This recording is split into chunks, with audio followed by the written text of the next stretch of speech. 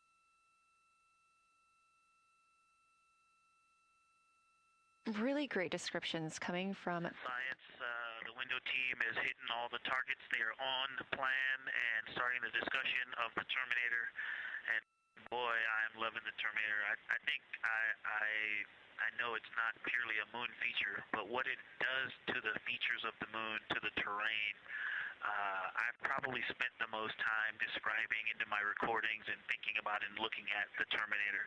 There's just so much magic in the Terminator.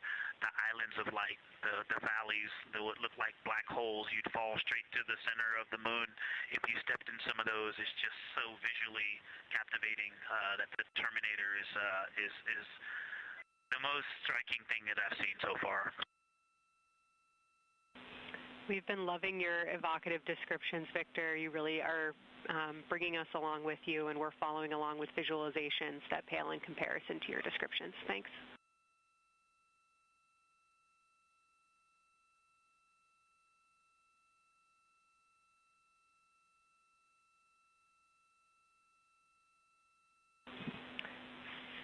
Integrity Science, one more question on a status of what the window team chose to observe for crew choice.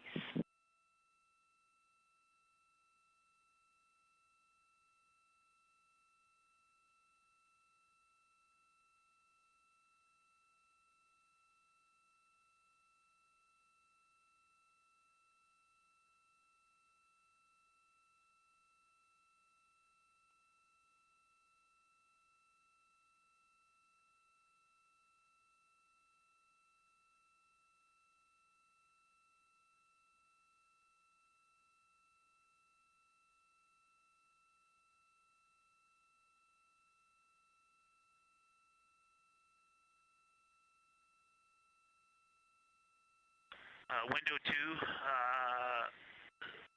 talked about Vavilov, looked for suspended dust, and the Terminator. And window 3 about the experience and about the three-dimensionality of the moon this close. Wonderful, and thank you, another observation about Oriental, I would say, is the features going off to the southwest, the two large, almost look like scratches in the surface. I don't know if they're rays or canyons or collapsed lava tubes, but two distinct features that are almost parallel going off southwest from Oriental Basin. They are the first things that made me notice parallax of our trajectory looking out at Oriental.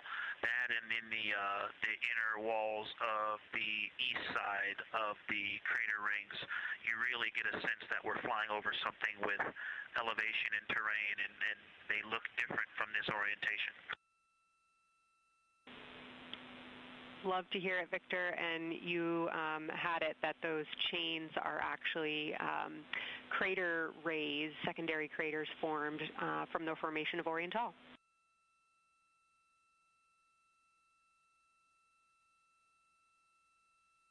Yeah, speaking of crater rays, the crater rays that are going off to the north. So talking about the crater I was talking about, the one that looks like a butthole. West, that run off toward Hertzsprung and I believe toward Vavilov. I'm not looking at it right now, but those crater rays are very interesting. They're all very small. I know you've imaged this, but they're all small and they look like, you know, a big impact launched rocks and things that made smaller impacts down the way. But something very interesting, and again, you can see this in imagery, but some of them are parallel, and then some of them converge toward the center of Oriental. And then I think I even saw some that maybe diverge, which not diverge, but that are convergent, which indicate multiple large impacts that created a lot of secondary impact crater rays. Fantastic, Victor, and I'll note that we can infer that you're looking down at your freshly named Integrity crater, which is near the end of one of those beautiful crater rays from Oriental. Thanks for the description.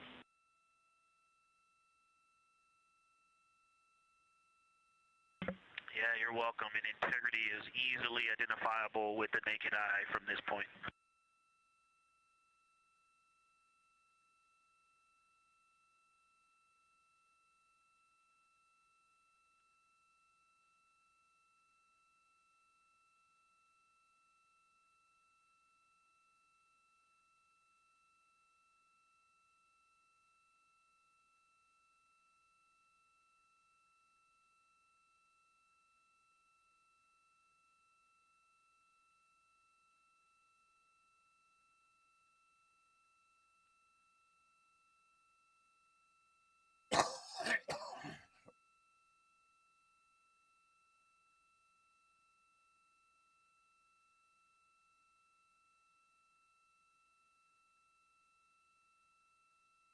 We've been hearing some great situation reports from Victor Glover, the pilot of the Artemis II mission, calling down to the science team, letting them know what he is seeing. And one of those things is Hertzsprung Basin. If you look just to the right of the Terminator, that is the difference between light and darkness on the moon. You can see what he's describing when he says Hertzsprung Basin and how it looks a little bit paved in the middle there. It's almost in the very center of the moon in this view, coming from the Orion spacecraft and a camera mounted on its solar array. All right, right in the middle, I'm seeing a bunch of friggin' craters. Come on, put an arrow on the screen. 4 days, 23 hours, and 23 minutes into the flight of Artemis II. Turn on mouse and capture. We are standing by for their lunar loss of signal in about 43 minutes. Again, the spacecraft will fly behind the moon, and during that time, we won't have communication with them. They will be out of reach of our deep space network. However, we will regain communication with them approximately 40 minutes later when they come around the other side of the moon. When's this going to happen?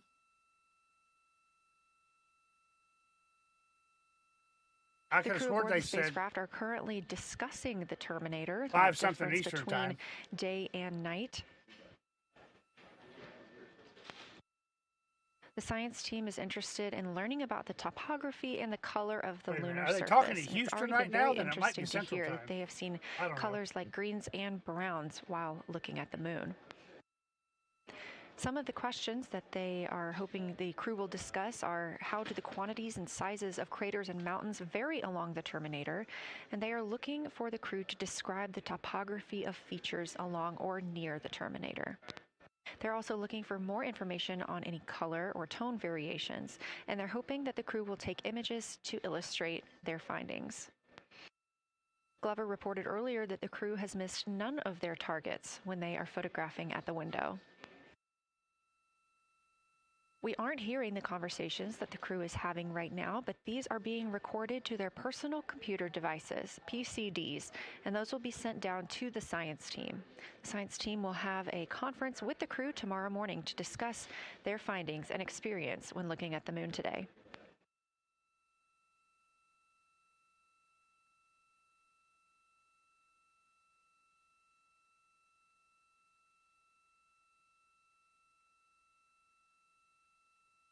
Man, it's still windy out.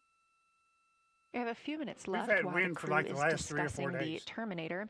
And if you're just joining us, you're looking at a live view of the moon, our moon, from the Orion spacecraft and a camera on its solar array.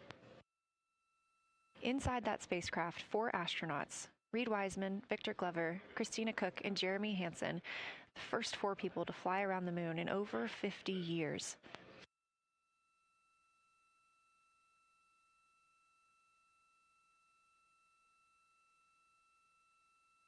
This is our Lunar Flyby day, and the crew has already surpassed one record today. The crew passed the Apollo 13 distance record at 12:57 p.m. Central, 1:57 p.m. Eastern.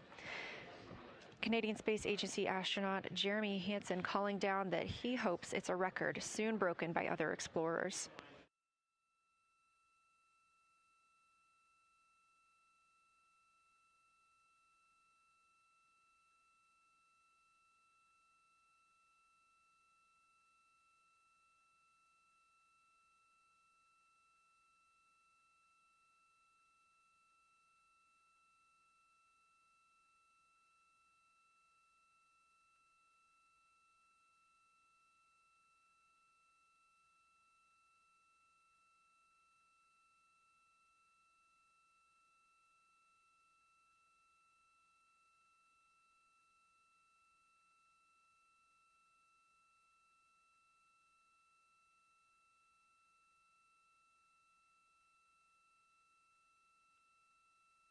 We are live in Artemis Mission Control in Houston, Texas, monitoring the flight of Artemis II. All of the flight controllers here, each monitoring a different system aboard the Orion spacecraft. Integrity Houston, we are ready for our cabin and window teams to swap again. We have a 15-minute handover time here, and I have a couple of items I want to read up to you. They'll require you to write something down on your knee boards, so let me know when you're ready.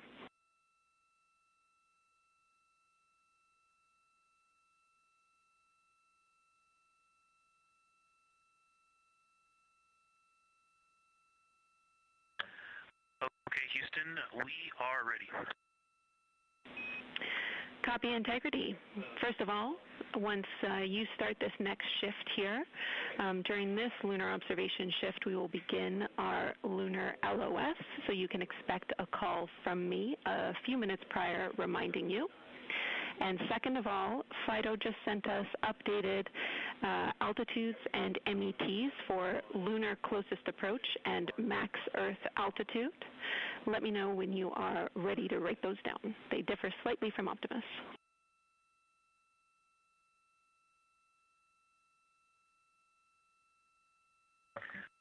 Thanks, Jenny. We are ready to copy. Lunar closest approach will be at MET 5 days, 0 hours, 25 minutes, 34 seconds. And the altitude will be 4,067 statute miles. Maximum Earth altitude will be at MET 5 days, 0 hours, 27 minutes, 39 seconds, with an altitude of 252,756 statute miles.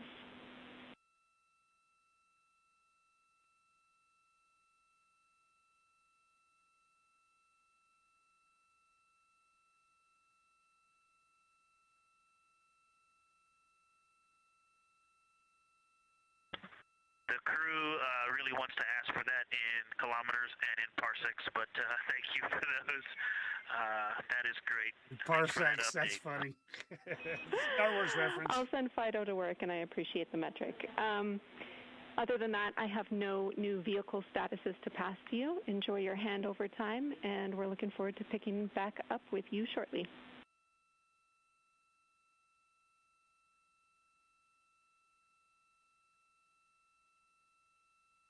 All right, we'll talk to you shortly.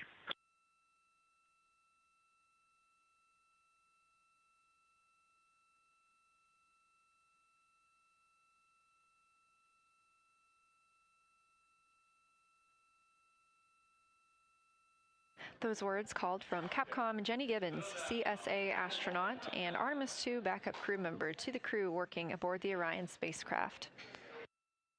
Had a little bit of a view inside the cabin. As you can see, it is very dark. The crew has turned off the lights, and the light that you were able to see is coming through the window, a reflection of Earthshine and from the moon.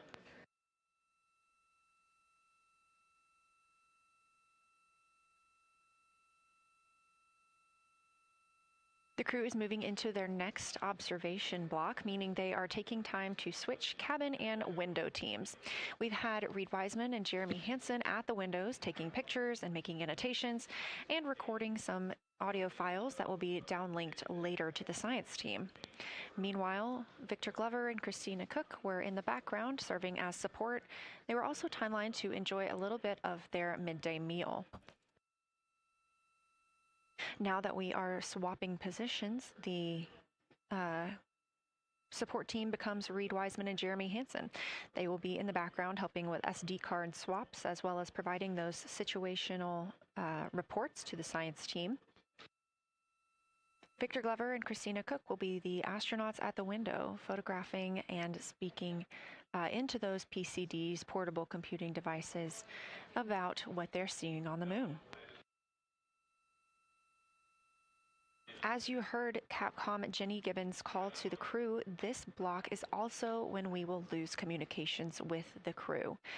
That LOS, or loss of signal, scheduled to be less than 35 minutes from now. We anticipate to be out of signal with them for about 40 minutes, and we'll regain I that guess they were talking communication Central once Time. they've flown around the other side of the moon.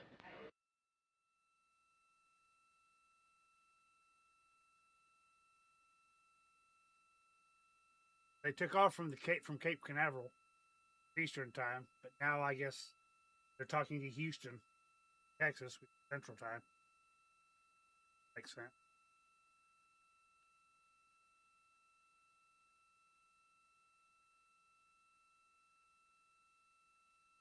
Now, even though the crew will be flying behind the moon, their observation period does not stop. They will still be taking pictures and making annotations of what they are seeing. They'll be looking for the limb of the moon, Earthset, and then Vavilov crater, which we have previously seen. They'll swap positions at the window before moving into a crew choice option. They will get to pick things that are interesting to them on the surface, take pictures, and explain why they find them that way. They'll also be looking for any impact flashes. These are short-lived flashes on the lunar surface caused by impact bombardment.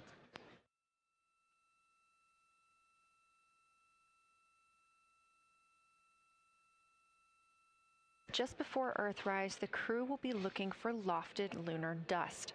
This may be lofted just above the lunar surface, and we could only see it just before Earthrise along the dark western limb. Any Earthshine would illuminate potential lofted dust. But once the crew is all the way around the Earth, the brightness of the Earth will wash out any of that dust they might be able to see. These were based on observations from Apollo missions and orbital spacecraft, and so we're very interested to see if the crew might be able to capture some of that lunar dust today.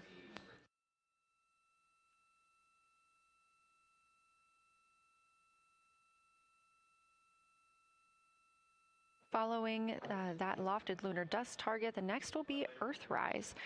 We will regain communications with the crew shortly after Earthrise.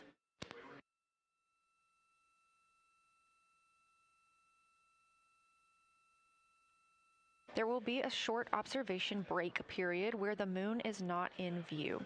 That's because we are also anticipating the crew seeing an eclipse today. The moon won't be in view because the team here in Mission Control Houston will need to change the attitude of the spacecraft and ensure that its solar arrays are gathering light from the sun heading into that eclipse period. So we will have communication with the crew, we just won't be able to see the moon. However, we will have views during that eclipse time frame. During that time, the science team is looking to know it will only be illuminated by Earthshine at that point. So they want to know what the whole moon looks like overall, but they also want the crew to look into deep space and potentially see if they can spot any planets.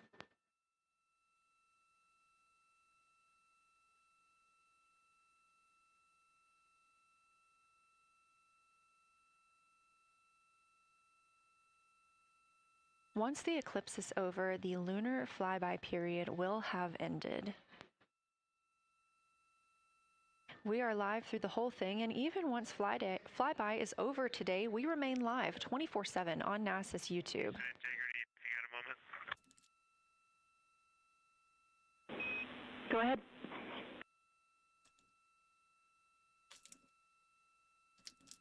I don't know if Catherine and Devin are still there, but if they are, just wanted to just let them know how much fun we're having out here. It's extraordinary to be on the far side of the moon right now, just hanging out there and looking back at the Earth. And Ashley and Kaylin, I know you're back in Canada, but if you happen to be watching too, just wanted to say hi to all you guys. Love you guys, and we'll be heading back your way shortly.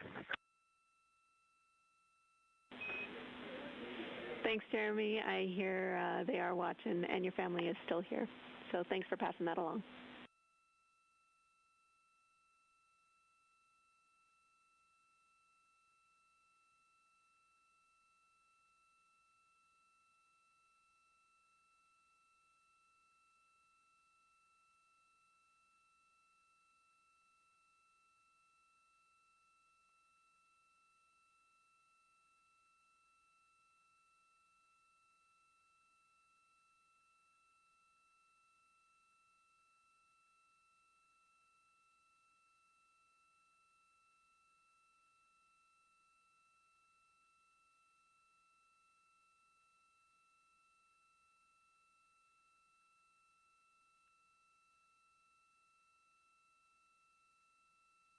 this view inside the Orion spacecraft, and it's a little hard to make out, but on the left there, that is Jeremy Hansen just calling down some well wishes to his family, joining us in the viewing room and watching online. Currently in the window are Victor Glover and Christina Cook. They are taking pictures outside of the window as they are now in their flyby observation block.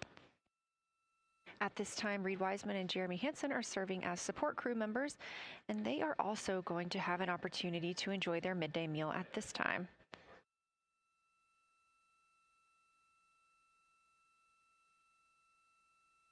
On the lunch menu today for Reed Wiseman and Jeremy Hansen, we have vegetarian chili, salmon croquettes, chicken with peanut sauce, sweet and savory kale, pickled beets, chocolate pudding, barbecued beef brisket, spaghetti and meat sauce, Italian vegetables, butternut squash, candy-coated chocolates, and maybe even a little bit of coffee.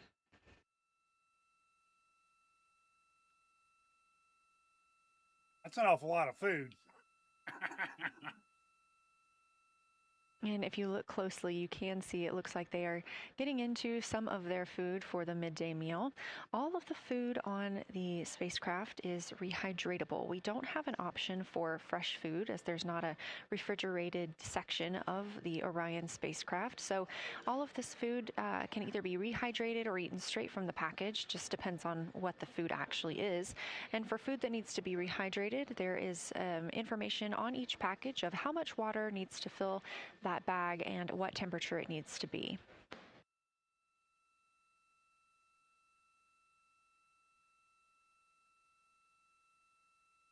We are now 4 days, 23 hours, and 39 minutes, 40 minutes actually, into the flight of Artemis II, the spacecraft now under 4,500 miles from the moon.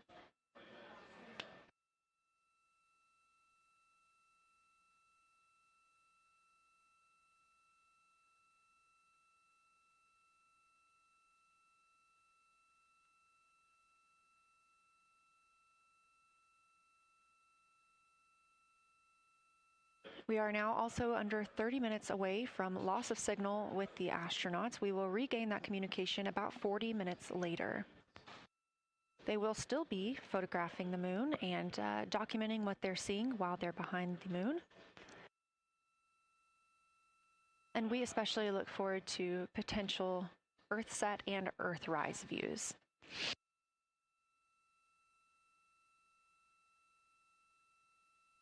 As you can see on the left side of your screen, we are streaming this solar array camera view throughout the flyby.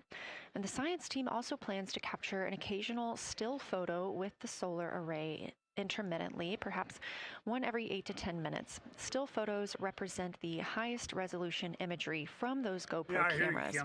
So starting 5 minutes before Earthset and loss of signal, the science team will capture a series of photos, one every 30 seconds, to include Earthset all the way through 5 minutes after Earthrise and acquisition of signal. Warm me up some. In order to capture these frequent photos, the solar array camera that we were streaming will need to switch to time-lapse photo mode. So during this time, the streaming video quality won't be as sharp as you have it right now, but we want to ensure that the science team captures the data that they need during these time frames. And we really look forward to seeing those higher resolution images once they're available. But with the view you are seeing right now, we are sharing bandwidth on the Orion spacecraft with every system that is keeping the spacecraft powered and the crew alive, especially the environmental control and life support system. As this is the first flight with crew, this is also the first flight of a life support system, keeping the crew healthy and safe on the way to the moon and the way home.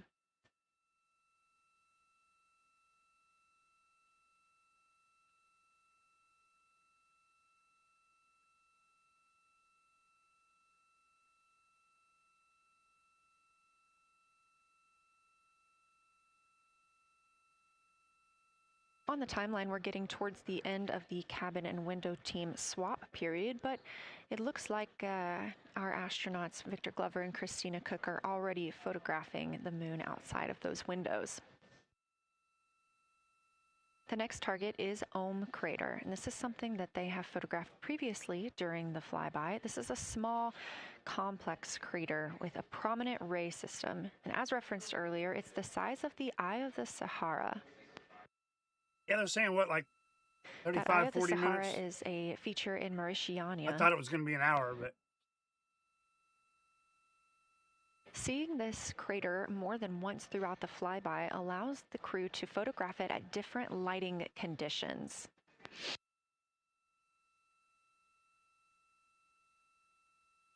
Those different lighting conditions help expose different portions of the target and can help the science team learn a little bit more about how it formed and what it is today.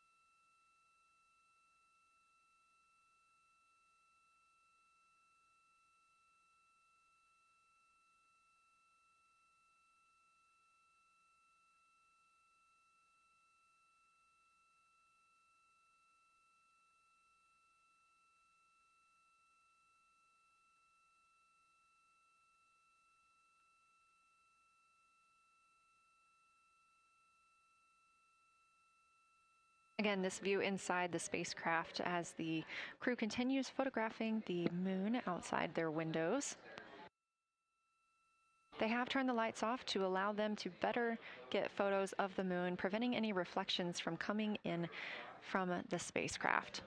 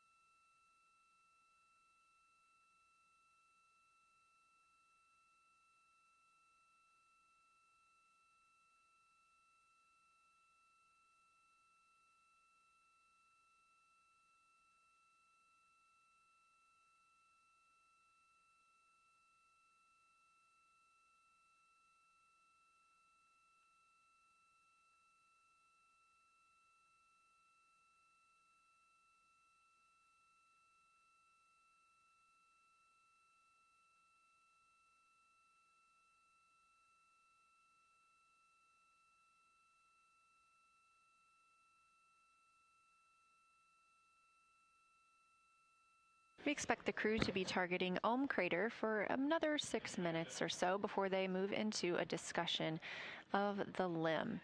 Now, the science team has asked for a science sit rep or situation report during that time, so we hope to hear calls from the crew on what they are observing.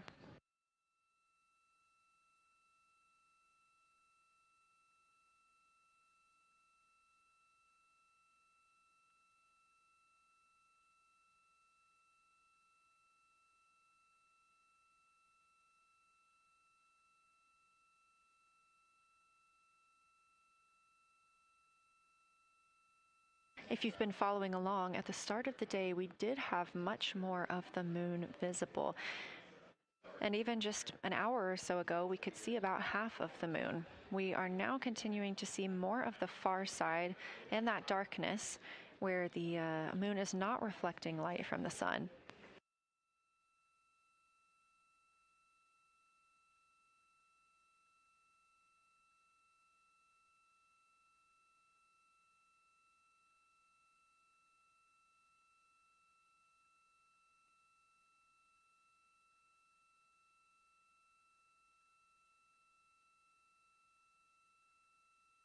Earlier, we were also able to see some of those darker portions, that old lava flow that we often see on the near side of the moon and that we can all see from Earth. That has mostly gone away. We are now just seeing very little of Oriental. That's down to the bottom right of the moon. You can see just a small dark portion near the limb.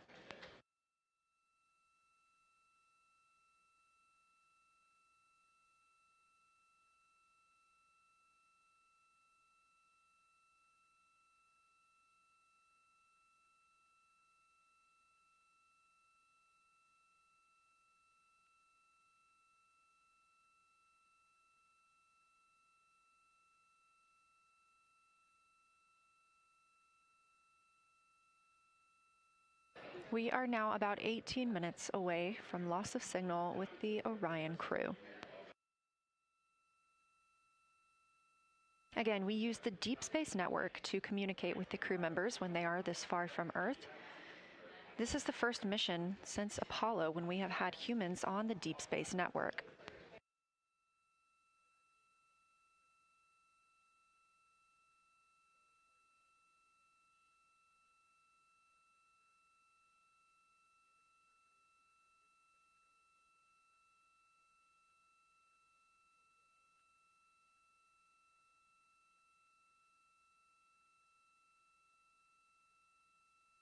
As you recently heard Capcom Jenny Gibbons call to the crew, we expect their closest approach to the moon to be at MET, or mission elapsed time, of 5 days, 25 minutes, and 34 seconds.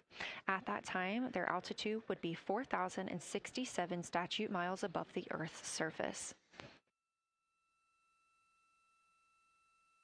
The moon. Just over 2 minutes later, they will reach their maximum distance from Earth. Doesn't At mission look like they're elapsed closing time, in on the 5 Earth. minutes, 5 days, 27 minutes, and 39 seconds. The altitude at that time would be 252,756 statute miles. These are our latest numbers, and we'll make sure to verify and confirm those once those milestones have been achieved. Obviously, we will be without communication to the spacecraft at that time, so once we regain communication, we will make sure to find out those numbers and report those to you.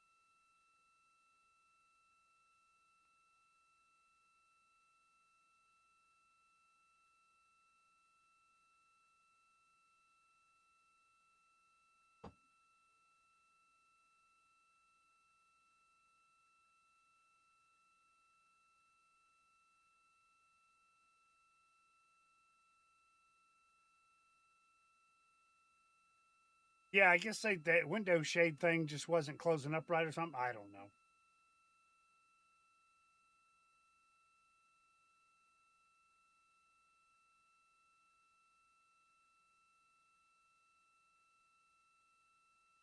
I guess the two that are looking out, they have shades over their windows, but I think there's a cutout for the lens.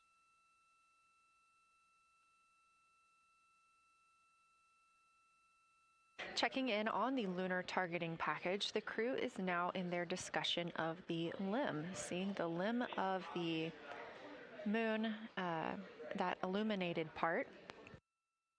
Currently at the windows taking photos and making annotations are Victor Glover and Christina Cook. We are expecting loss of signal in about 13 minutes. We will regain that signal with the crew about 40 minutes later.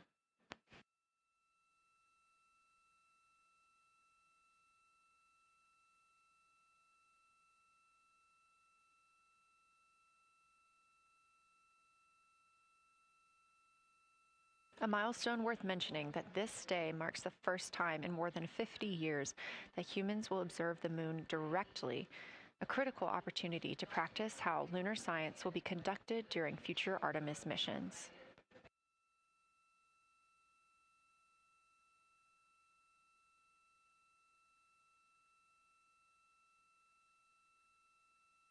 I've continued to reference the lunar targeting package throughout this broadcast, which is the primary tool guiding the crew observations, and that consists of two key components.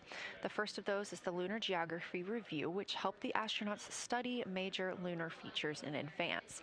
That also helped them learn to orient themselves during the flyby. The Lunar Targeting Plan provides a detailed timeline of observation targets, background science context, and specific instructions for the picture the crew should take, and verbal descriptions of what will be helpful to the science team reviewing those pictures later.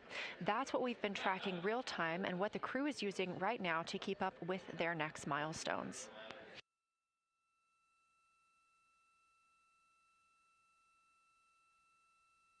About an hour past my nap.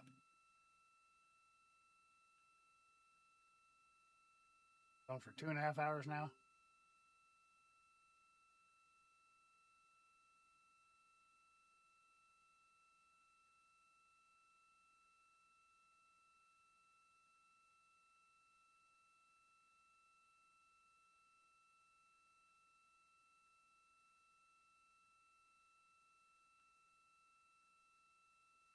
All right, folks, I'm going to get me something to drink.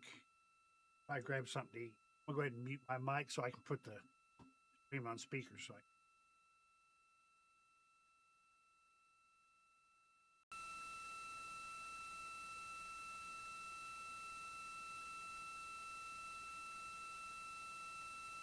That way the mic it doesn't sound like it's going to do it.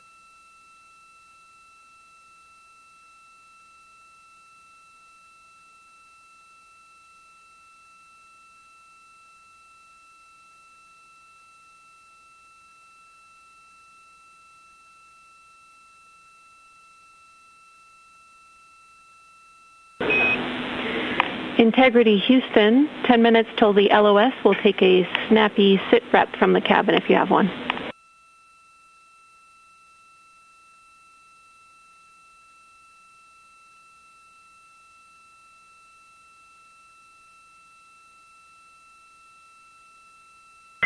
Okay, Jenny, that came, we missed most of that, but just a 10-minute warning, is that what you're saying? 10-minute warning for the LOS, and I'll take a quick sit rep from the cabin, please.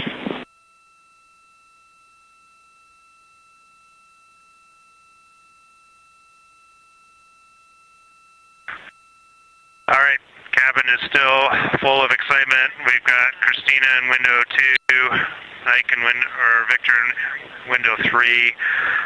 Reed's actually been trying to get some images out of the docking tunnel. We can see the Earth and the Moon and part of the Moon out of the docking tunnel, which is pretty good. And I'm just grabbing some footage right now with our interior cameras.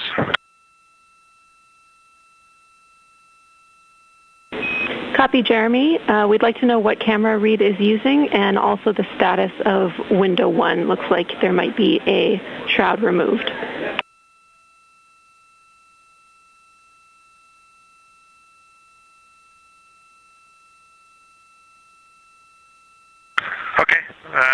Reed was using the Z9, and the T-shirt shroud is still on window 1, but we took the camera out of it, so maybe that's what you're noticing. But when I looked in there, I saw a lot of sunlight reflecting around. Copy. That makes a lot of sense to us, Jeremy. I want to remind you, coming up on this LOS, that we'll take sit reps in the blind, and as more and more of the moon is in darkness, we will take any report you have on impact flashes.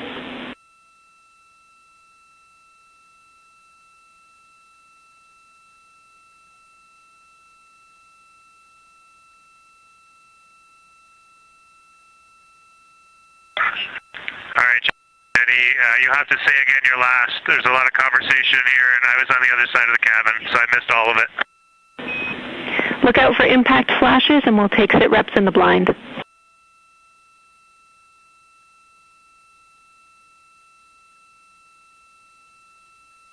Okay, impact flashes, sit reps in the blind. We got it. And yeah, just so you understand what's going on with window 1, there is light coming through the outer hall from window 2 into the inside of window 1, if that makes sense. Like, I can see the inside of the vehicle when I look between the 2 panes of glass. Copy.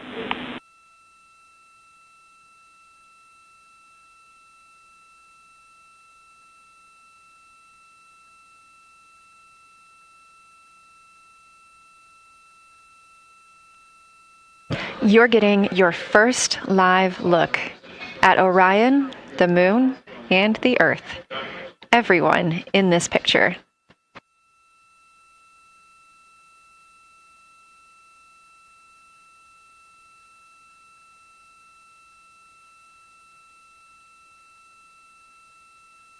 This is a live view from the Orion spacecraft.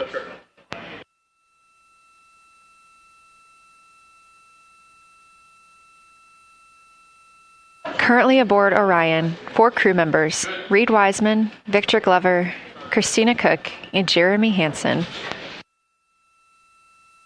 And on the Earth, all of us, all of humanity.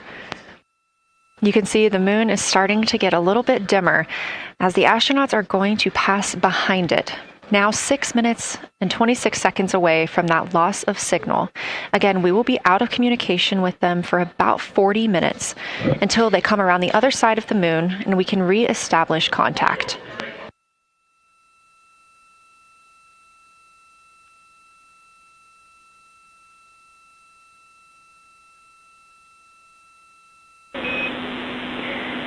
Integrity Houston, you are 6 minutes from your 40-minute Lunar Flyby LOS. From all of us, it's a privilege to witness you carrying the fire past our farthest reach. Thank you. Godspeed.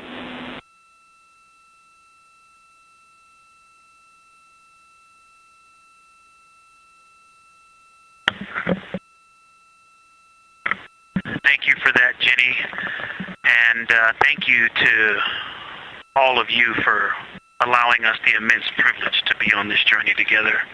It's quite amazing. And as we go on this journey, thinking about the NASA mission to explore the unknown in air and space, to innovate for the benefit of humanity, and to inspire the world through discovery. And as you've gone along on this journey with us, hopefully we're doing just those things.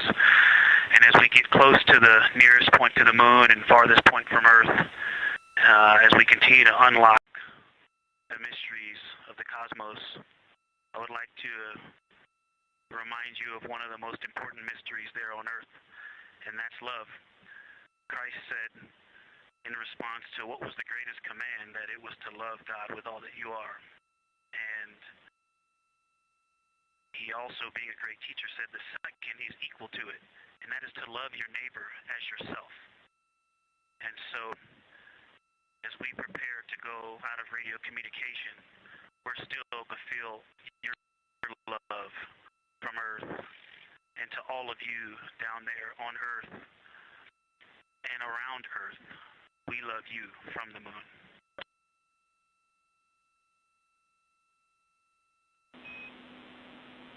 Houston copies. We'll see you on the other side.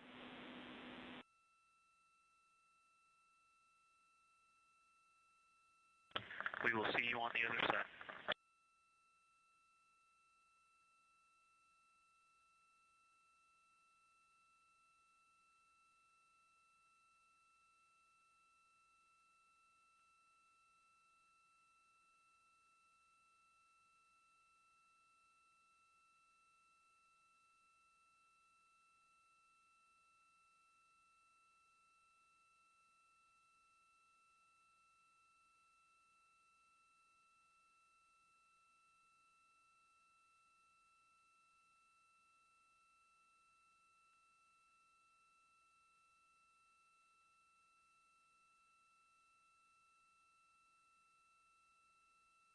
Poignant words from NASA astronaut Victor Glover, and a little bit of a love letter from the other side of the moon all the way to Earth.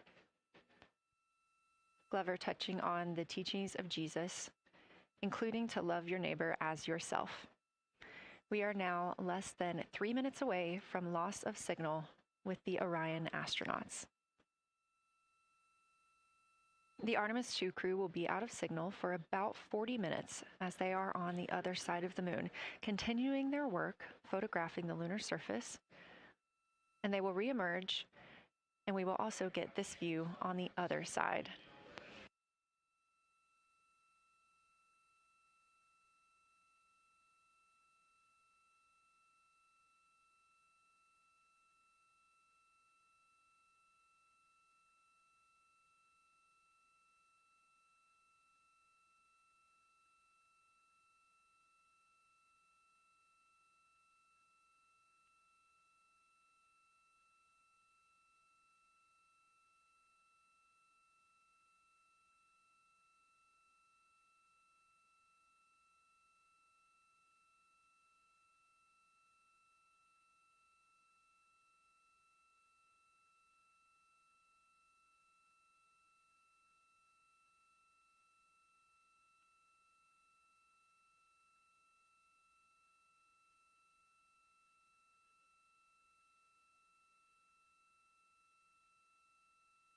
Just about a minute and a half now until we lose communication with the astronauts aboard Orion on the Artemis II mission.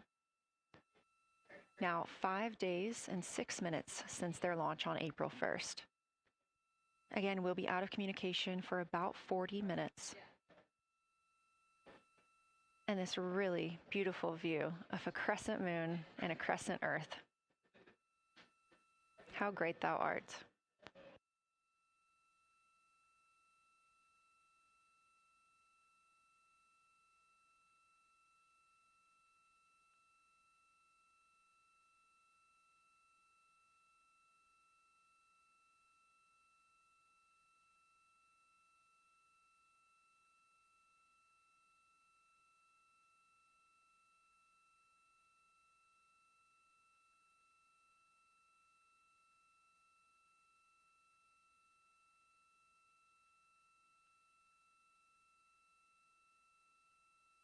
"30 seconds now until we expect loss of signal.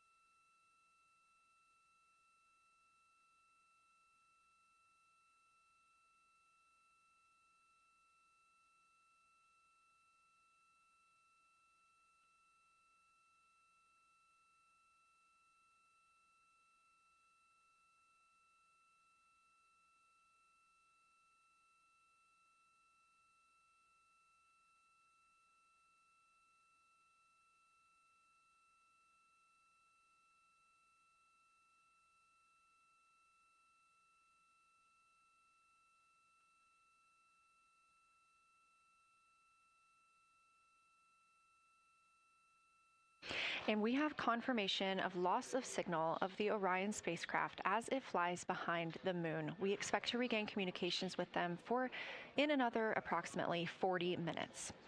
This was expected as their spacecraft is now out of direct line of sight with Earth and behind the moon.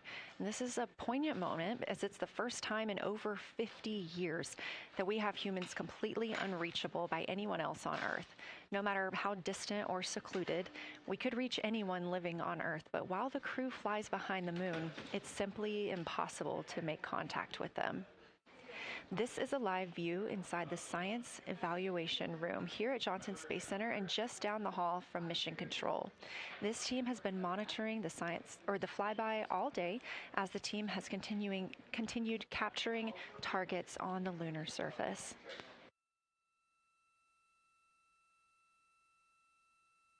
We even got to see this team in action as they were helping the astronauts identify some of the features they were seeing on the moon but not expecting. There will be a couple of milestones during this loss of signal.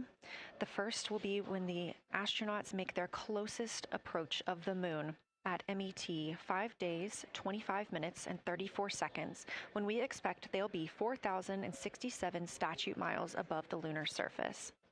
Their maximum Earth altitude will be reached just 2 minutes later at 5 days, 27 minutes, and 39 seconds, when their altitude should be approximately 252,756 statute miles. Once those milestones are reached and we have confirmation, we will report the official numbers.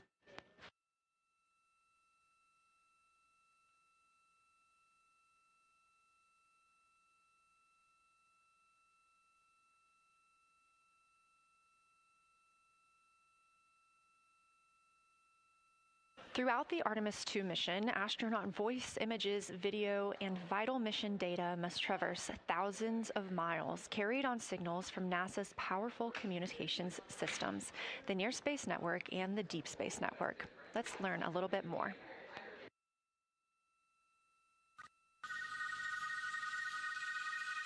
NASA's Artemis II will send 4 astronauts around the moon, preparing humanity for a long-term lunar presence and future journeys to Mars. Enabling communication and navigation for this test flight are NASA's Near Space Network and Deep Space Network. With antennas around the world and a fleet of relay satellites, the networks will deliver vital data to and from Earth through all phases of the mission. The networks are seamlessly integrated at NASA's Johnson Space Center in Houston, Texas, where Mission Control coordinates the network handovers. These transfers represent a delicate dance between the two networks, exchanging support as the mission shoots toward the moon. On the launch pad and during their early orbit phases, NASA's Orion spacecraft and Space Launch System rocket will rely on communications and tracking services from the Near Space Network. After its translunar injection burn, the Deep Space Network's global array of antennas will serve as Orion's primary communication support during lunar orbit. As the mission journeys farther into space and away from Earth, signal strength weakens and bandwidth is conserved for crew communications. The astronauts will have a near constant connection to Earth, ensuring their safety on a journey farther into space than ever before. We say near constant because as Orion goes behind the moon, a planned loss in communications will occur.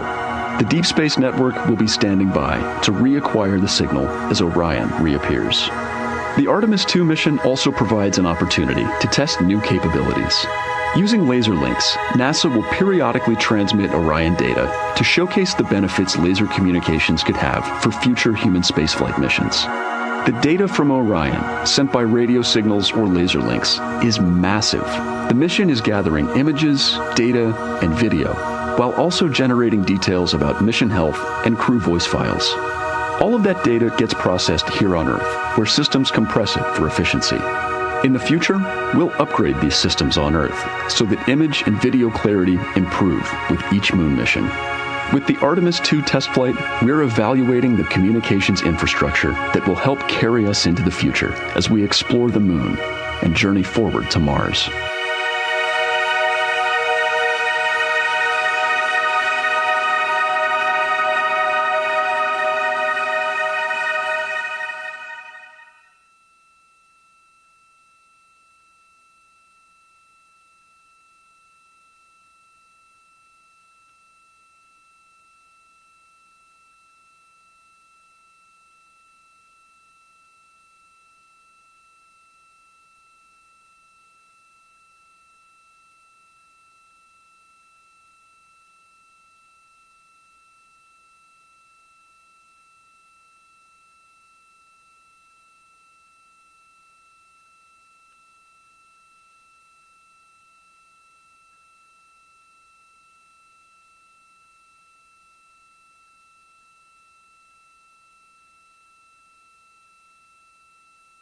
We are now about 33 minutes until we expect to regain communications with the astronauts aboard Orion. And in the meantime, I've got Dr. Kelsey Young, Artemis Science Flight Operations Lead, here with us. Thanks for joining me, Kelsey. Thanks for having me. This is such an exciting day. Oh, no kidding. It has been so cool to hear you communicating directly with the crew.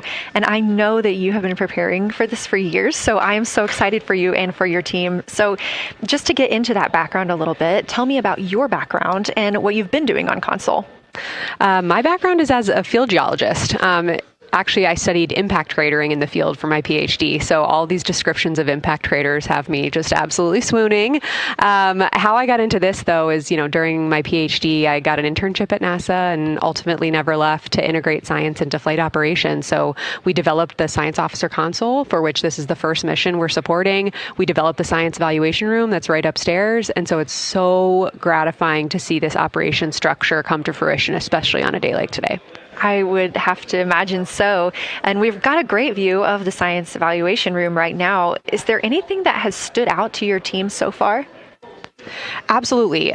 So as you might have heard in some of the press briefings and content that, we've been putting out, color and albedo were really exciting targets for us.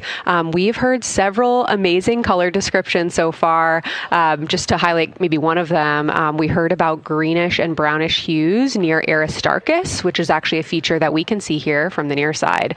And those greenish hues could actually tell us something about the volcanic evolution of that area. So you can bet that the science team is going to be prioritizing downlinking those images and the crew audio that we didn't hear that went into those recordings to learn a little bit more. Wow, that is fascinating. I was hearing those colors and very interested just from a personal standpoint, because looking at the moon from, 250,000 miles away, we don't see green or brown. So just hearing that, them being so close and getting to see that, fascinating. And I know very exciting for you. So what are you expecting to see in the upcoming portion of the flyby? The upcoming portion is actually going to be really exciting. So right now, as we speak, while folks in the room are kind of taking their, their stretch breaks and everything, the crew are still hard at work. They still have targets to image and describe during this LOS. But when we come out, the first thing, of course, we're going to hear about is Earthrise. We're really looking forward to hearing about the crew's experience with something that we can connect with and that, Apollo 8 brought us such amazing images from. But then we start to get into describing the Terminator, as well as looking for things like lofted dust, which tell us about the modern lunar environment. Then the vehicle's going to orient away from the moon for an hour and then pivot back for the eclipse observations, which is a whole different set of science observations that we're really looking forward to. It's kind of nice that the crew will get a little break in there, because they have been hitting it hard today with photos and videos and annotations. What are you hoping that the crew sees coming up? Is it that lunar dust? Oh my goodness, that's a hard question to answer. I mean, we've already gotten such great descriptions. I mean, the Terminator seems to just be like one of their favorite things to look at and describe. So I feel like, that was something we were looking forward to. I feel like we've really gotten some great descriptions. So absolutely, I'm looking to the human moment of Earthrise. Lofted dust is an exciting one, and lofted dust will be a target for them in the right around the time of Earthrise, but again in the eclipse period. So I'm really looking forward to seeing. I mean, they've already highlighted just in the course of their flyby so far how the moon has changed, and this is going to be even more dramatic change to go from their end of this kind of lunar illuminated piece of the flyby into the eclipse time frame. And I can tell you they're going to be experiencing a very different moon during that time, and I can't wait to hear what their observations are. Yeah, that's absolutely fascinating, and what a privilege that we get to do that on this mission, because that's not always the case. If we had launched on a different day other than April 1st or 2nd, we wouldn't have gotten to see that eclipse. Is that right? That's correct. April 1st and 2nd. I will say, I was asked a lot in the weeks leading up to the launch, well, what's your favorite day? And my answer truly was, there is no bad day to launch to the moon. We were going to get great science out of it no matter what, but it's a really neat opportunity to, bring the sun into the picture, bring different planetary bodies into the picture while still literally keeping the moon in center stage. Fascinating. So what differences are we looking for at each site? We're hearing a lot of different terms. We're looking at craters. We're looking at mare. What are the differences that you're hoping to see? We do have, as you highlight, kind of different prompts for each target. That's what they're looking at in their lunar targeting plan, which I know you've been showing. And we have even different prompts for the person with the really long lens on the camera versus the people with the unaided eye. And you've heard the crew talk about, oh my goodness, when I go from one to the other, I can really detect different nuances. And that's something that we experienced in simulations, but hearing them actually, see it for real has been really gratifying. But we're looking for different things based on the target. Sometimes we're looking for color. Sometimes we're looking for texture. For the Terminator, we're looking at kind of what texture and morphologies pop out to you and what kind of diversity you see along the Terminator. You've heard, Victor especially make some comments about future impacts for exploration. So already I think that their descriptions in this first part of the flyby have told us something scientifically, but also about future surface missions. Well, it was so interesting to hear Victor talking about he was imagining in his mind's eye being down on the surface and walking around. That was very cool to hear. And when we're thinking about targets, I know some of them are determined based on the launch day because that determines the lunar illumination. So the ones that we're looking at today, how and why were these selected? Such a wonderful question. This really gets at at the heart of some of our really highest priority science questions. Illumination conditions is a big one, right? So of course we need the targets that we're interested on the lunar feature to be illuminated by the sun in order to view them. But the timing in which they see them during the flyby enables us to ask different questions. So you heard in the pre-flyby crew conference talking about, well, the same pair, Reed and Jeremy, will get to actually look at Glushko crater twice. And that looking at it from different illumination angles allows us to understand that feature better and connect color and albedo with topography and morphology. Then you have other craters where you want to look at it with the sun shining on it obliquely versus straight on, and that tells you something different about the scientific objective that drove the target being on the targeting plan in the first place. We've talked a little bit with the viewers today about what the crew is able to capture in this short time frame of those craters in different lighting conditions. Could take years for something robotic to be able to do based on attitude maneuvers and where the sun is at. So can you just talk a little bit about the importance of having both the robotic operation and having the crew? Absolutely. We definitely don't want to minimize the impact of orbiting spacecraft. Lunar Reconnaissance Orbiter is the one that's often referenced. Data from LRO and its payloads have really been instrumental in getting us, frankly, to this point for Artemis II and future missions. But the human experience, the crew observations that we've already been hearing about, it is such a perfect complement to the orbiting spacecraft data because they are able to have this unique perspective. They are far enough away where they can make these contextual observations. You've already heard it. How many times have we heard the crew and their science sit reps say, if I track this feature from all the way up here in the northern hemisphere down to the southern hemisphere, here are comparisons I can make. That right there is not something we had the ability to do with the Apollo missions. And it allows just literally in the blink of an eye to synthesize observations that it would take, a really significant effort to coordinate with different orbiting platforms. And they're making it like that. Wow. It has been very, very exciting to hear all of their calls so far. And so I've heard they were able to capture every single target so far too. Is that correct? I think that's correct. And I think it's important also to remember that, and I know the science team is anxiously awaiting this, we've been hearing from the crew members who are not at the forward windows, right? Those crew who are, really in the thick of the observations, they are recording minutes-long observations per target on their crew tablets. We will be getting those down starting here in a couple hours, and that's going to contain really meaty science information that we haven't heard live yet, and that's going to form the basis of my conversation with them tomorrow morning, where we're going to have a really deep dive into the science and absolutely nerd out about what they were able to do today. One of the most gratifying things for me today is hearing multiple crew members say, thank you for putting the discussion times in the targeting plan, because when we have had the ability to put multiple brains on a problem, we have elevated each other. And I'm looking forward to them, sleeping on it overnight and then us actually being able to really, truly have an elevated science discourse tomorrow. Well, we're looking forward to it too. And I cannot wait to hear everything that you guys get to learn overnight from some of those audio recordings and just everything that they'll be able to share tomorrow. So Kelsey, I know you are very busy. You've done a great job today. And thank you so much for joining us for this interview. Thanks for having me. It's such an exciting day. We are now expecting acquisition of signal in about 24 minutes. As a reminder, the Orion spacecraft has flown around the other side of the moon, where they are out of contact with our deep space network.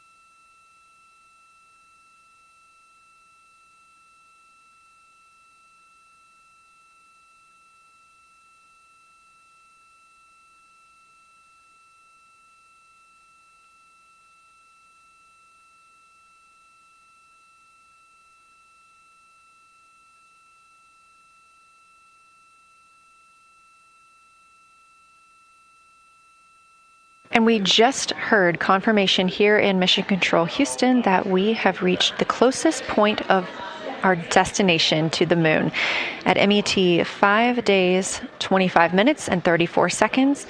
And we anticipate the spacecraft's altitude is approximately 4,067 statute miles above the moon.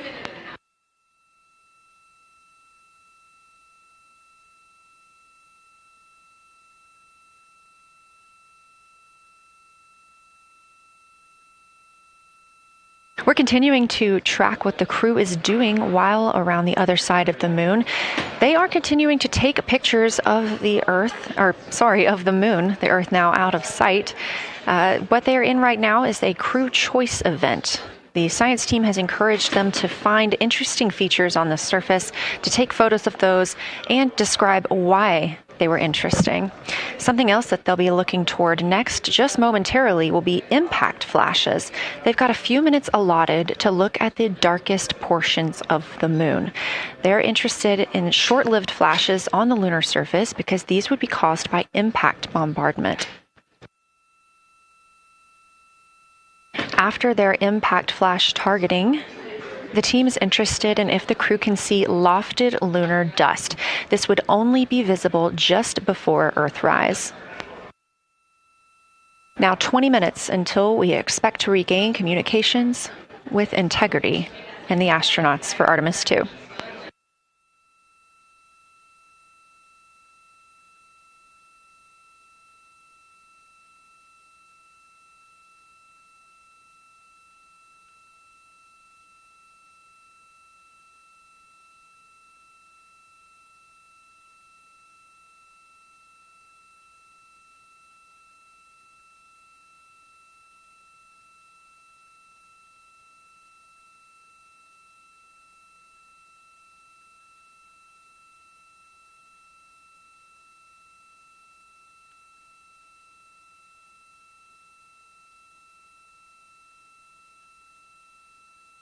We're live in Mission Control Houston at NASA's Johnson Space Center, but there's a team over 750 miles away also monitoring today's operations. And of course, just like us, they are in LOS, or loss of signal, with the spacecraft.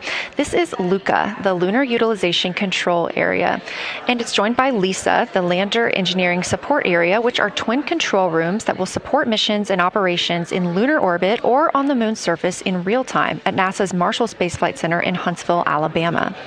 The Luca and Lisa are right next to each other and just a short walk away from the SLS Engineering Support Center, which is used during launch, and the POIC, where science on the International Space Station is monitored. Luca primarily supports Artemis science operations, while Lisa will provide engineering support for landing astronauts on the moon.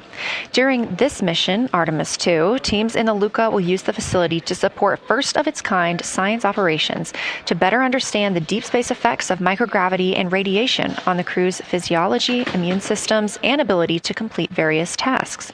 The data from these science operations will inform future crewed flights to the moon.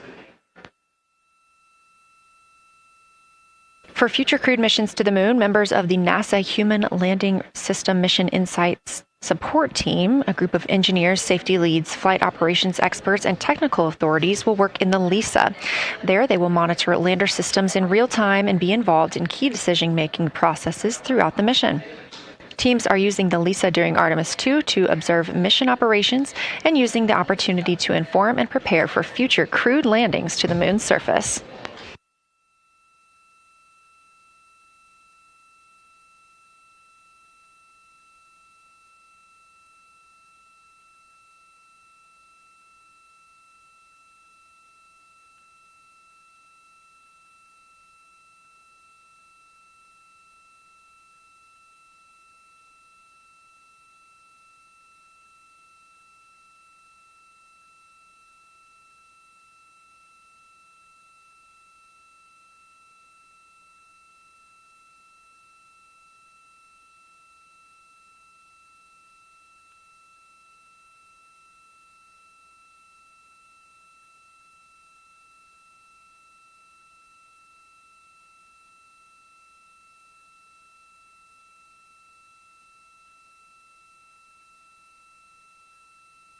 We now expect to regain communications with the astronauts aboard Orion in about 17 minutes.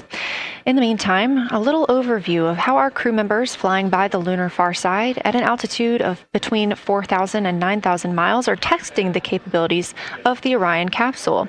Artemis II visualization lead Ernie Wright has simulated views of the flyby using detailed topographic maps of the lunar terrain and photorealistic lighting scenarios. The Artemis II crew members have been using these visualizations to prepare for this historic mission, which is paving the way for future exploration of the moon's surface and beyond. So the most exciting thing to me about Artemis II is just the return to the moon. We haven't been there in 50 years. Human eyes are going to see parts of the moon that haven't been seen by anyone before. It also recommits us to exploring the solar system in a way that we haven't in a long time. And I think it provides an opportunity for younger generations to understand the excitement of doing that kind of exploration. Artemis is our return to the moon after 50 years. The emphasis of Artemis is going to be, first of all, science, but second of all, learning to sustain a presence on another world. First on the moon, but we're hoping that that's a stepping stone to Mars and other destinations in the solar system eventually. Artemis II will be a flyby mission. It's not going to land. We're testing all of the technology that we've created for flying to the moon since Apollo. A lot of systems have been modernized, and we need to make sure that all of those work. The astronauts will be looking out the window at parts of the moon that have never been seen by human eyes before. They will be flying by the moon at an altitude that's much higher than Apollo's orbits. And so they will see the entire disk of the moon, including areas that are closer to both the North and South Pole that astronauts from Apollo never saw. All of that depends on the lighting, which we really won't know until launch day, but we can practice with different lighting scenarios. It's hard for people to sort of picture that in their mind. If you can make a visualization of it, show them a movie, that helps everybody choose the targets and also practice aiming at those targets. The astronauts have actually been looking at these visualizations through the lens of the camera and practicing aiming at the various targets. This is a map of the surface of the moon, obviously, but it shows what the Apollo astronauts could see in sunlight while they were in orbit. The brighter parts are the parts that they could see. The darker parts, like this entire area here and places that are farther north and south, are places that they couldn't see in sunlight, either because it was nighttime there or because it was beyond the horizon of the astronauts. All of the Apollo flights orbited the moon at a distance of about 110 kilometers. Because the astronauts were flying at such a low altitude, their horizon was actually quite close and they couldn't see the north and south poles. And this whole area over here was not in sunlight at the time. And it includes this amazing impact feature here called Oriental. Oriental is a very large impact feature. It's about 650 kilometers wide. It's got multiple rings. These are rings that form like ripples in a pond from the impact, but of course it's on a huge scale. The middle of Oriental has that sort of dark basalt lava covering it, like the dark spots that we see on the near side. It's one of the biggest ones that's more on the far side than the near. So seeing it with human eyes and sort of picking out features that maybe you don't even see in robotic cameras is an important goal for the mission.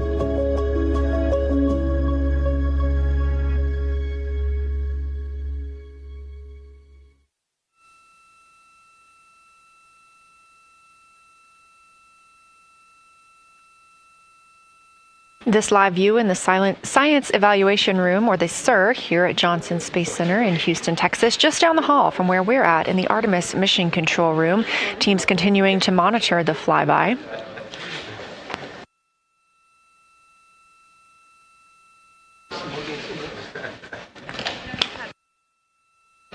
The crew continues their observations of the moon, even though they are out of touch with Earth. We expect to hear from them in 12 minutes and 26 seconds. Again, this is approximately 40 minutes loss of signal while they are out of reach of the Deep Space Network.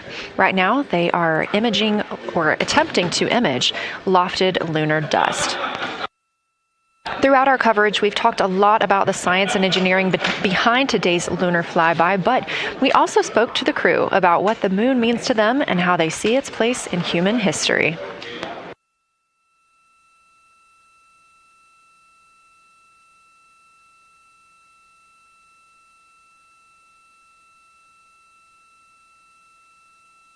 I remember being a little kid lying in bed at night and just looking out at the moon in whatever phase it was in. And I was thinking, man, my friends that live like 20 miles away, they can probably look out and see that same exact moon. And then when I was in the Navy and I would look out at the moon and I'd be halfway around the planet, and I would think, man, my brother can see that moon where he is, and he's halfway around the planet from where I am. And it's a connection of life on Earth. We can all look up and see that moon. It represents history. It is a witness plate. Everything that's ever happened to the moon is still written on the moon. There's no processes of wind or change in the Earth, geologic processes like we have here that change it. And something that's been telling and can read out the story of its own evolution, there's something beautiful about that.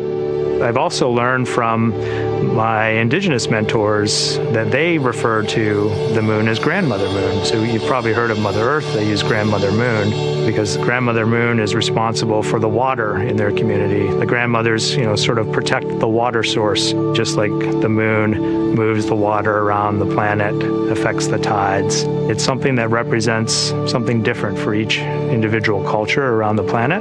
And that's really neat because we all share that same moon in the night sky. We all have seen the same side of the moon in different lighting conditions our whole lives. And so it seems very familiar to us, but it's also kind of unknown. When we get up close, some of the imagery that we'll get to describe and to share with people will be very unique. And that nature, both of those things being true about this one entity that we all know, just is really special. It's just the epitome of a symbol of both something that's in each of our hearts, but that's also represents exploration and reaching.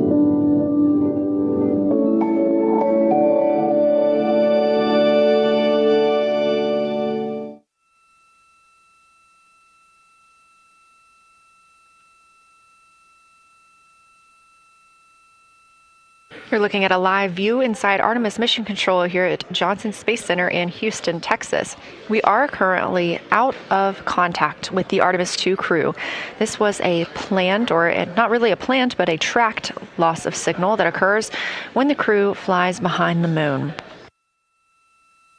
We use the Deep Space Network to communicate with the crew, and when they are behind the moon, they are out of reach of that Deep Space Network.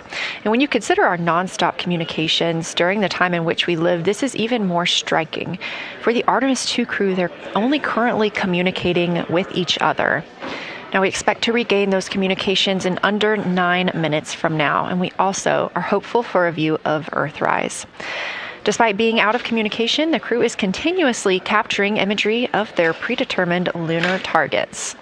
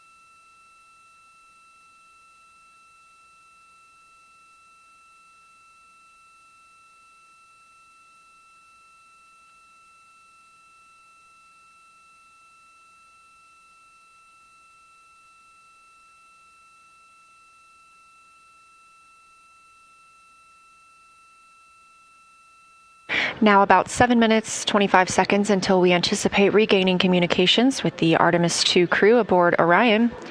In the meantime, Artemis II Lunar Science Deputy Lead Marie Henderson is trained these astronauts to capture and document their views of the lunar surface for all of us to enjoy back here on Earth. I cannot wait to hear their voices when they get to the far side of the moon and I can hear them talk about seeing the moon out their window. I try to imagine it now and just like tear up thinking about it. Ooh, now I gotta hold on a second.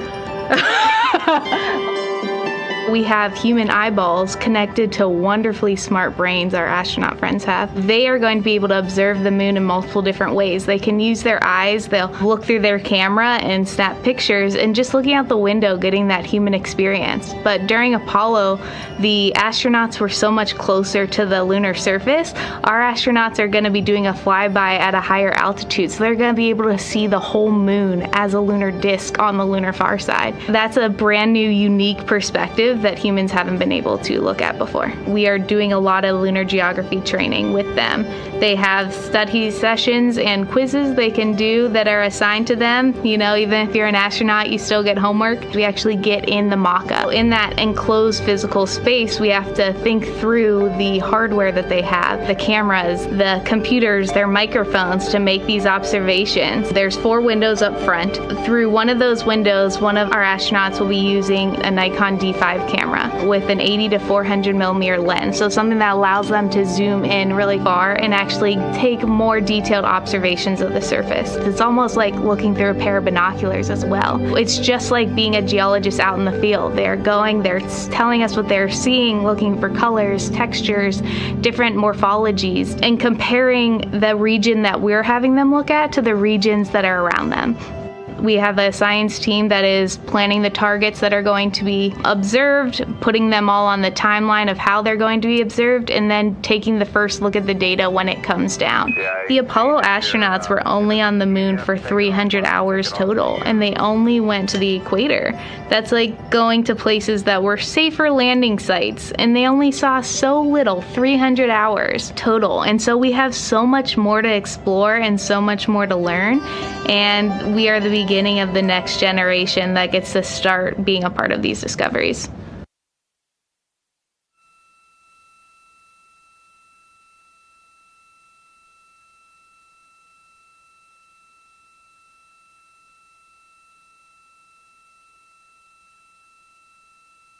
We are now 4 minutes and 28 seconds until we expect to regain communications with the astronauts flying aboard Orion on the Artemis II mission. They are now flying behind the moon.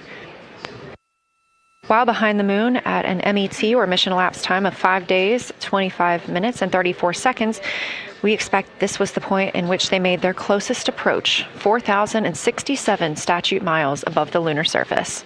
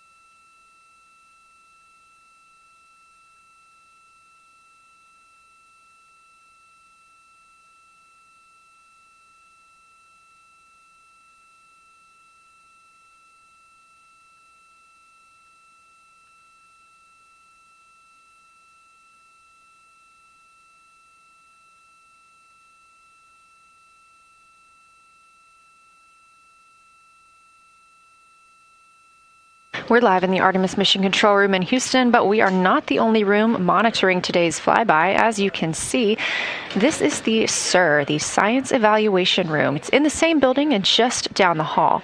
It's a multidisciplinary science team supporting the Artemis II crew in real time, including experts in lunar geology, impact cratering, volcanism, polar science, imaging, and visualization. You can see the SIR here. That's the Science Evaluation Room. It's embedded within Mission Control to provide science input during live operations like what we see today. But additionally, the Science Mission Operations Room is a back room that processes data, evaluates imagery, and supports rapid analysis. We also have our science officer, Kelsey Young, here on console today. She's serving as the primary interface between the science team and the flight controllers, ensuring science priorities are represented during mission execution.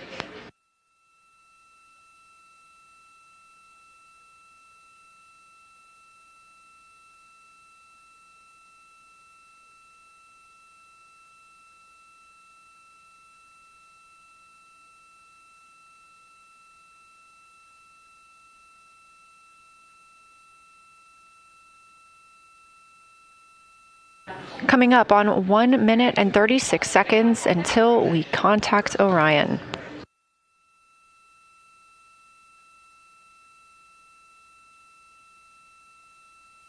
Meanwhile, aboard the spacecraft, the crew has continued executing their lunar flyby tasks.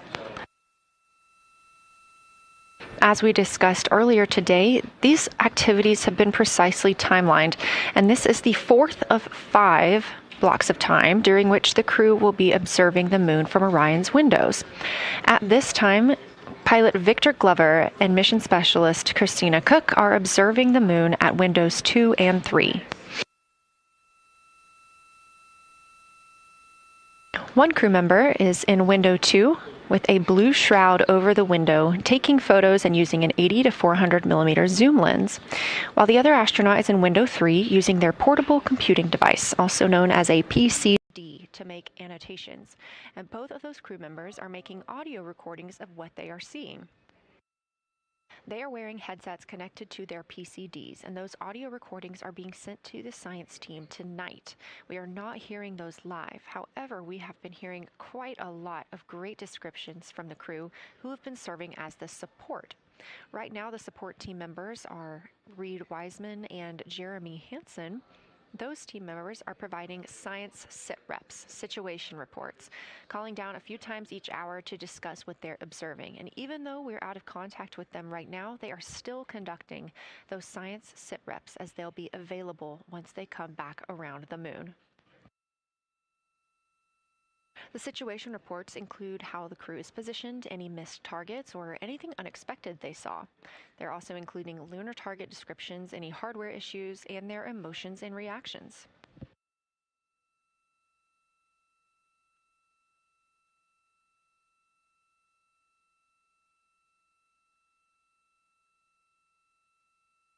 Again, we are standing by to acquire signal from the Orion spacecraft.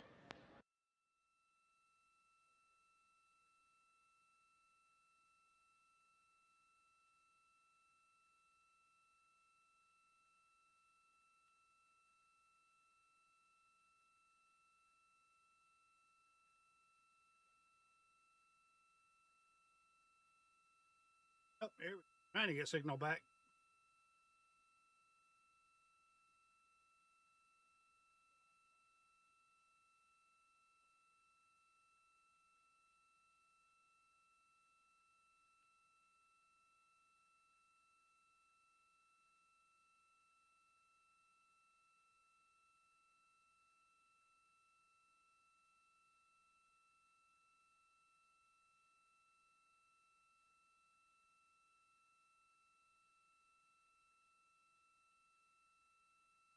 See the reflection of their monitors in the glass back there behind We're them. in the Artemis Mission Control Room at Johnson Space Center, getting our preliminary contact with Orion. That acquisition of signal coming after a 40-minute loss of signal, during which the crew was flying behind the moon, out of contact with anyone on Earth.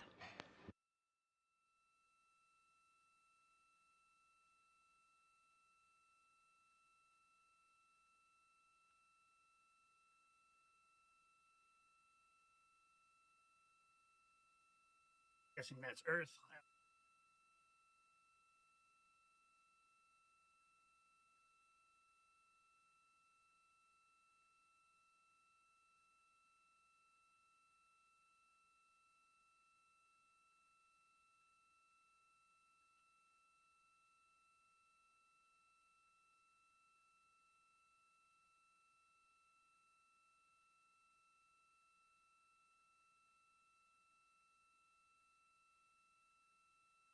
We are getting our first views from Orion after the loss of signal.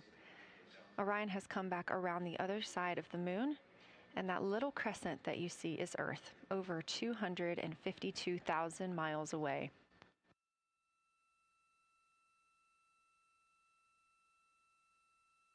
With this transit complete, Lunar Flyby continues, but Orion has also technically begun its journey home.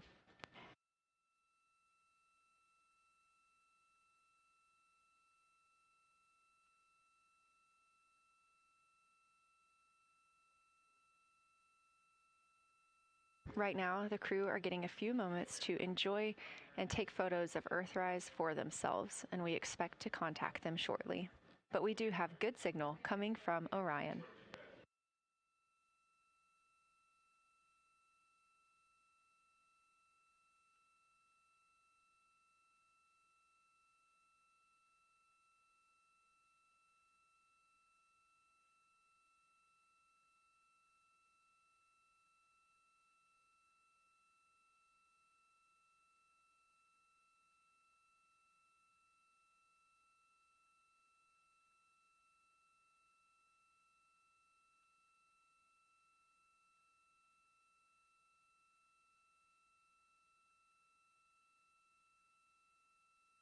This view from inside the Orion spacecraft, all 4 astronauts now back on the other side of the moon and in contact with us on Earth. Their tasks for Lunar Flyby did not stop as they went behind the moon and out of contact with us. We anticipate during that time they were attempting to image some impact flashes, short-lived flashes on the lunar surface, which would be caused by impact bombardment and potentially even lofted lunar dust. Right now, of course, they are getting pictures of Earthrise. After this target, they will get a short observation break. It's about an hour long, actually. Houston, integrity, comm check. Integrity, we have you loud and clear. How many?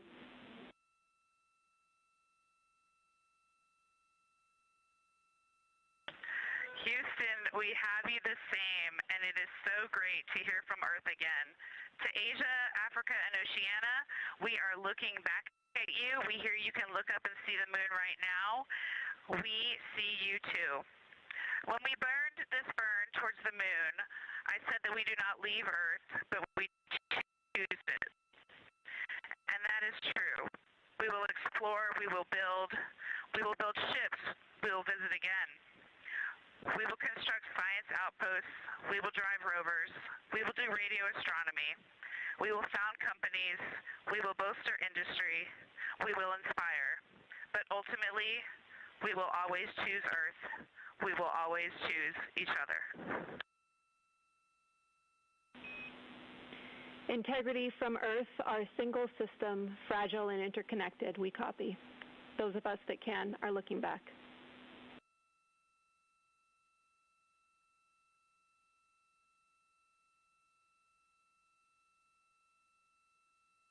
We are happy to say we copy.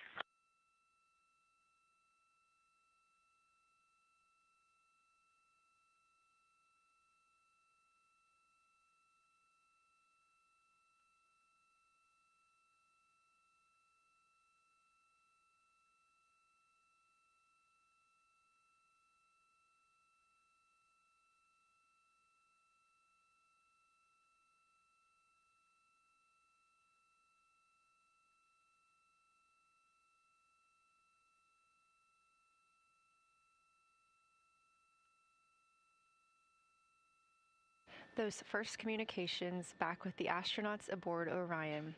Christina Cook calling back to what she said just before translunar injection burn, that with this burn, we do not leave Earth, we choose it.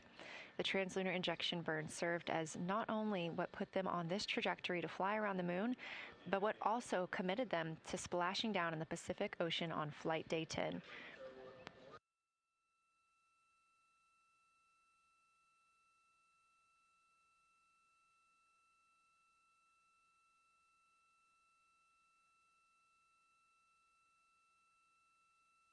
At this time, the crew is entering an observation break. We expect this to last about an hour, and it's probably a welcomed break following their very, very busy day taking pictures, making annotations, making audio recordings, and communicating all of the wonderful things that they are seeing on the moon. This observation break is also partially due to the fact that we will be entering an eclipse later. This will be the first solar eclipse that humans have seen from the moon. The astronauts will need to wear eclipse glasses for the first 2 minutes until the sun is completely covered by the moon, and then they have additional targets that the science team is hoping that they will photograph. We will have communications with them during that eclipse time frame. Because of that eclipse, Orion's attitude must be changed right now so that its solar arrays are in the sun.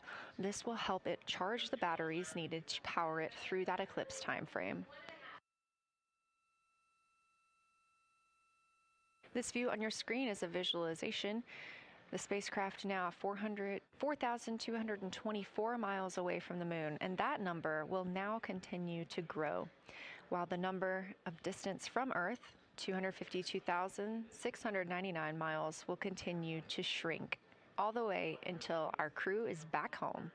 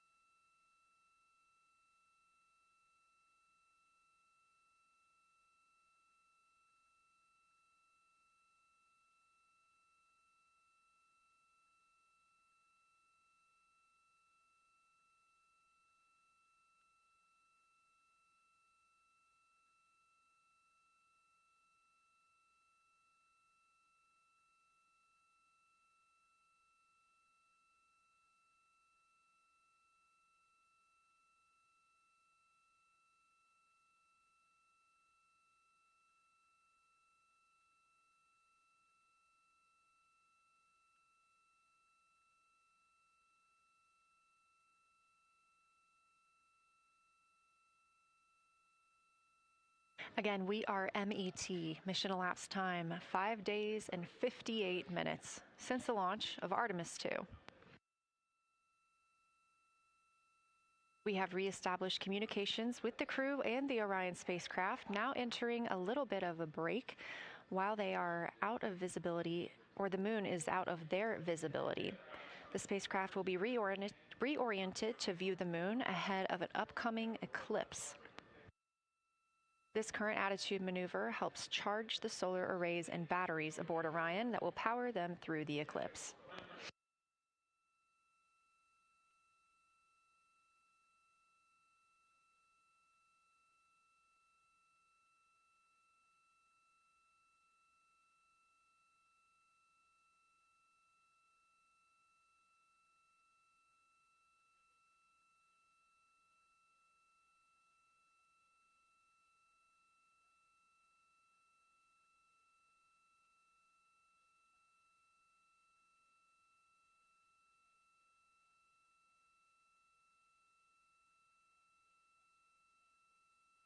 Well, let's see if they're going to take they say it was going to be an hour break before they even get back to watching the eclipse. And are we even going to get to see it? So far, we haven't seen a whole lot. Integrity I'm Houston, a little disappointed. In mission control, all of your flight controllers and your flight director have flipped their Artemis II patches around. We are earthbound and ready to bring you home.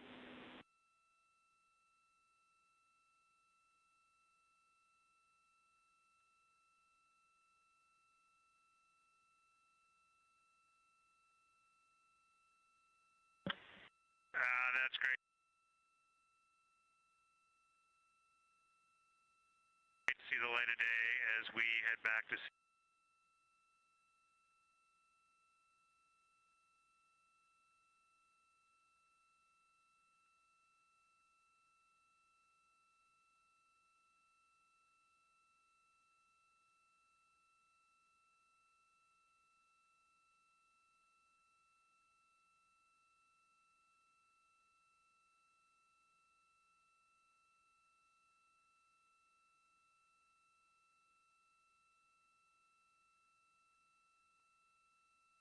Hey, Ollie, welcome in. Yeah, they just came around.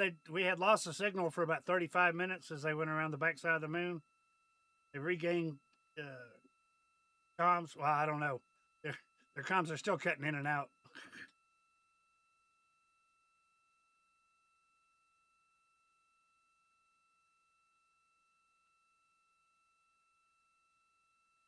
There's going to be an upcoming solar eclipse for them. They're going to be trying to watch that. So far, we haven't seen a whole lot other than the GoPro on the end of the friggin' solar panel and the views from inside the cabin a bit.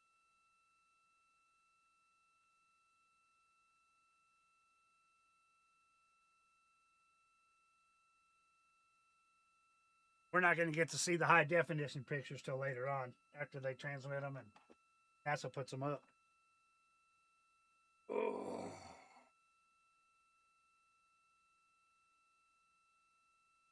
I've been up since midnight and I'm getting kind of tired.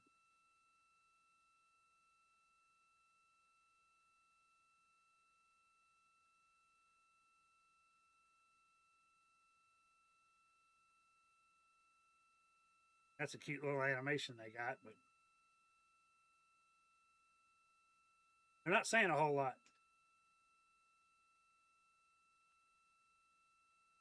A very special moment just now in mission control ahead of the crew's flight to Kennedy Space Center, and during one of their last sims or simulations here, they visited the mission control team in Artemis Mission Control in Houston and brought us each a patch. Everyone in the flight control room has had these on their signifiers at their console. On one side of the patch that you've probably seen is the moon with the Earth behind it.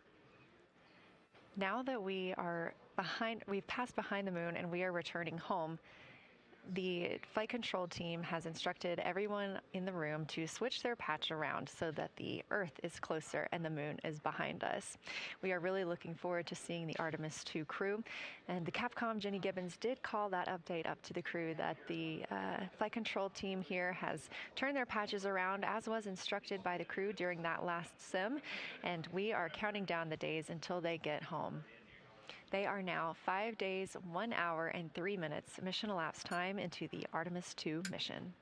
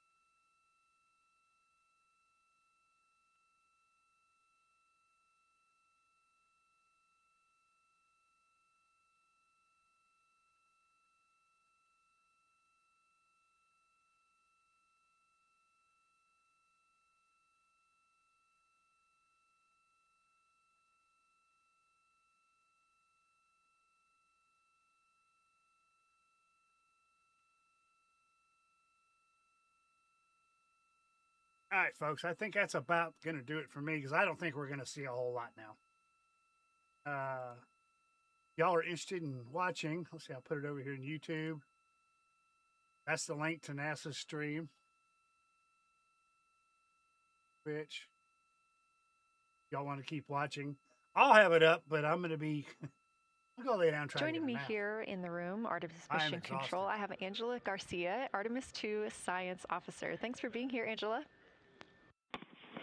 It is an honor to be here. What a day. Everyone's been buzzing. I can't contain myself. So it's been a really awesome day. So you're sitting on console at the Science Council now. Have you been in the cell earlier today? That's funny, Ollie. There's a lot going on. So I went here first, then I'm going to go there after. That's funny. All right, Integrity, we hear you. That was a little clipped, but I think we have They're a still better having link comms now. issues. We They've had experienced comms some issues since blockage they from a launched, though. solar array. Although we moved the it, first part of and the we stream are went in pretty good. bias tail to sun.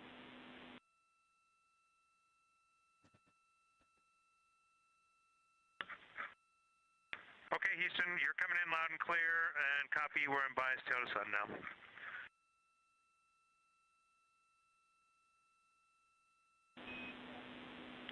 Affirm and Integrity, just so you know, we did not hear your response once we flipped our patches. Jeremy, we heard you call down, but you were clipped, and then we briefly lost comm. Glad we're back.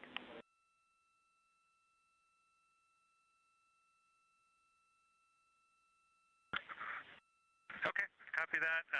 We were just excited that we got to share in that you, the MER, and Mission Control have flipped your patches around, and that side of the patch is getting to see the light of day. Thanks for sharing that with us.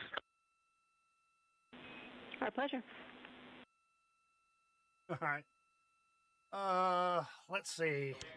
Okay, Not big Angela, enough on, so can on you tell YouTube me a little to bit rate about out. your role supporting Artemis II and the science preparation for the mission? Yes, so I'm one of the 3 science officers. So Kelsey's been on console all day. I'll take over kind of closer to the end of the day. And then Trevor Graff is on the planning shift. And so it's the 3 of us in this 24-hour cycle supporting the mission. And so the science officer console Xbox is a brand new console to mission control. And it's not every day that you get a new discipline incorporated into mission control. So it's been such a significant milestone for us. And it's just a testament to like the commitment that the Flight Operations Directorate and NASA have, that they're going to be integrating science and maximizing science throughout Artemis. So it's really exciting. All right. Well, for those of y'all that want to keep watching, I'll go ahead and rate out some NASA so I'm on the operations team, but I'm also on the training team. So all the incredible training and shout-outs that you've gotten today. 94,000 people watching. It warms my heart. It warms everybody's heart in the science evaluation room. I promise you that. But so all the classroom training, the field training, the mission simulations, right? We were part of all of it. And that is what we did to get the crew to be. They are a part of the science team, and they are the forefront, that nice edge, and they're just been doing such a great job today. It's been a while since I know. I've done I this. imagine that you have to be pretty proud of them. Their reports have been fantastic.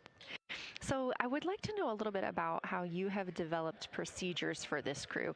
What kind of science activities are they carrying out inside the spacecraft? Well, thank you everybody for stopping by. So the procedure development has been a unique challenge. Be sure to go check out my merch. I'd say the exploration science that we're doing is inherently all the links are in the description. Well, in the descriptions on YouTube. Operations is, I'd say, inherently has more structure and rigidity, and so to marry the two and to operationalize the science that we want to get done has been a challenge. Might do a coverage of the splashdown if they're going to show it. Go I through don't these know. processes and create good products at the end and have a good plan. And yeah, it's been really great. What was the second part of your question? Sorry, I'm tired. Just what kind of these science activities that they're anyway, performing? Y'all have a good evening. Which of those have you really had a hand in? Yeah, so a lot of the procedures help organize what the crew is doing in the cabin. And I know we've talked a lot about